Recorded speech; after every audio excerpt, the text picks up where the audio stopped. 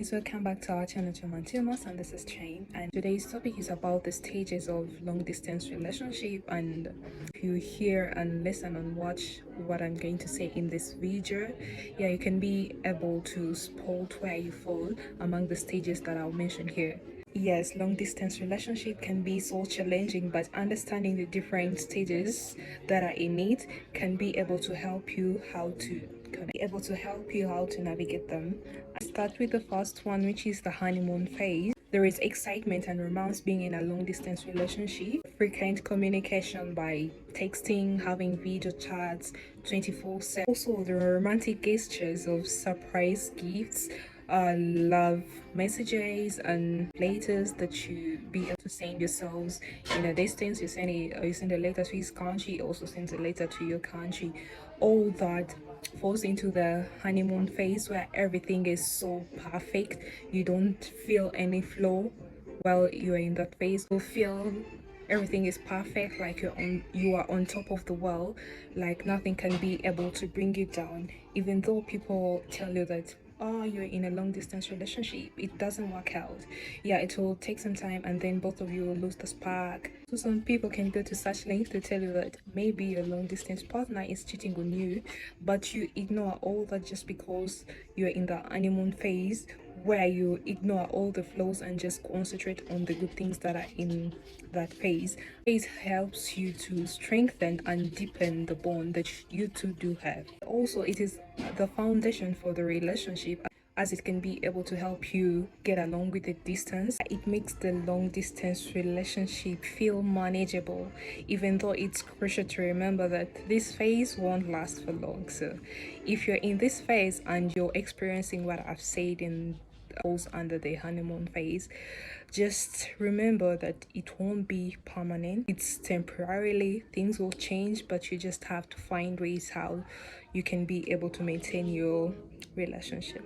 Challenges and conflicts will arise, but you have to make sure that when they do arise, you're able to overcome them. And also, to make most of this phase, you should be able to enjoy every moment and be able to communicate openly by sharing your feelings, desires, concerns, because all that will be able to help you to lay a foundation of respect. Also build a strong foundation by establishing trust, respect, and understanding. But two is the adjustment phase. Just know in this phase, reality is going to kick in. You're going to be able to know that, yeah, it's true, you're in a distance, so you have to make sure that you find ways in order to cope up. You two lovebirds being in a distance. As you know, communication challenges will kick in, the difference in the time zones, especially if you're in Uganda, for example, and your partner is in America, so it will be night, and when your partner is just like early mornings. It depends the state where he lives, so you have to find ways how you're going to be able to cope up with the time zone and set this and you plan when you're supposed to have video calls and when you shouldn't. And trust issues with insecurities and doubting your partner are going to make sure that you overcome that by feeling in yourselves, telling yourselves that yes, at this particular time I'm doing this, so that there is no misunderstandings and you clear all the doubt and insecurities. Phase is crucial as it's able to reveal the strength and the weakness of the relationship. Phase is a normal part of any relationship, and by working through challenges together, it is going to make the relationship grow more stronger and connected. Through challenges together, you'll be able to emerge stronger and connected. And phase three is the trust building phase. No, trust is established through open communication and being honest to each other, sharing feelings, thoughts, and concerns openly to each other.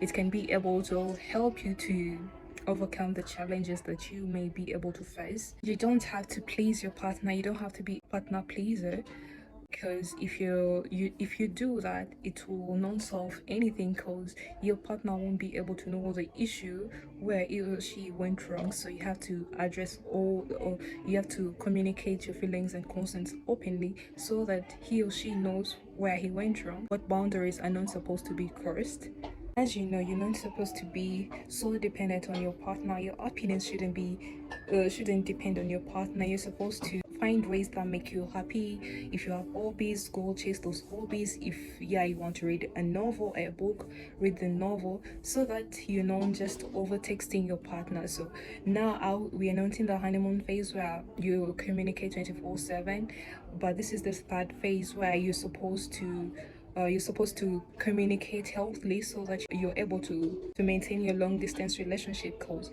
texting or video calling 24/7 may make your partner lose interest, because it's like you're always there, you're always available, and he or she may lose the spark, because think he or she may think that yeah, your life evolves around him or her, and it shouldn't be like that. Go chase your dreams, find something else to do. If there is something that you to do before, just go after it. And then after, when you're going to have a video call, when you planned it, then you can be able to talk it with your partner, and you say, yeah, I did this and this and this and this.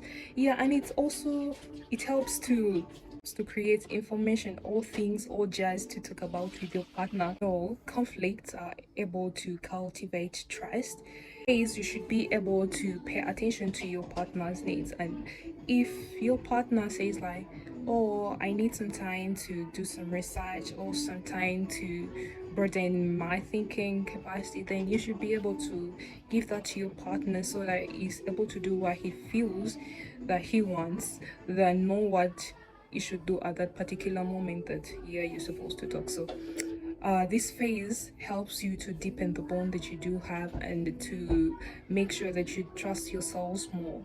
When you meet with your partner, of course, when it goes back, there reaches a time when you meet with your partner, there reaches a time when he will be able to come back to visit you, or you'll be the one going to visit him. So this is the reunion phase. So this reunion phase, I've combined it with the first meetup, because after the first meetup and he goes back, he'll be able to come back, or you'll be able to meet him up. So it's the fourth phase, and in this phase you look forward to meeting each other. As you know, communication is the key to navigating any issue in a relationship. Yes, as you know, this is a special time to reconnect and also to strengthen your bond. Able to enjoy it as you take time to reconnect emotionally, physically. In this phase, some are able to discuss their goals, their plans, and also their future, and discuss the future plans, the goals, and expectation during this phase. So the another phase is the conflicting phase. These conflicts are going to arise due to distance, communication, and differences that you have in your relationship. Even in best relationship, conflicts occur due to distance or differences that you have. Maybe you agree with something, or maybe he doesn't agree with something. Navigate the conflicts, you should be able to communicate openly, sharing your feelings, your concerns. You know, conflict is a normal part in any relationship, so you should be able to navigate them, and don't feel like if you have conflicts with your partner, then you'll be like, oh, your relationship is not normal, just chill your long distance relationship. Don't just do that, maintain it. And in this phase, that's why you'll be able to learn how to navigate the conflicts when they do arise, and you strengthen your relationship.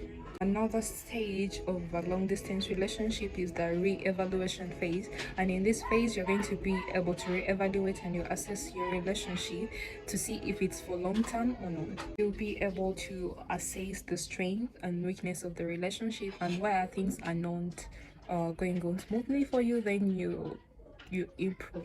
Reaffirm your commitment to your partner or with each other by setting new goals. Make plans for the future together. You should be honest with yourself or with each other, so that you're able to communicate what you truly want and what you look forward to together. Able to make compromises.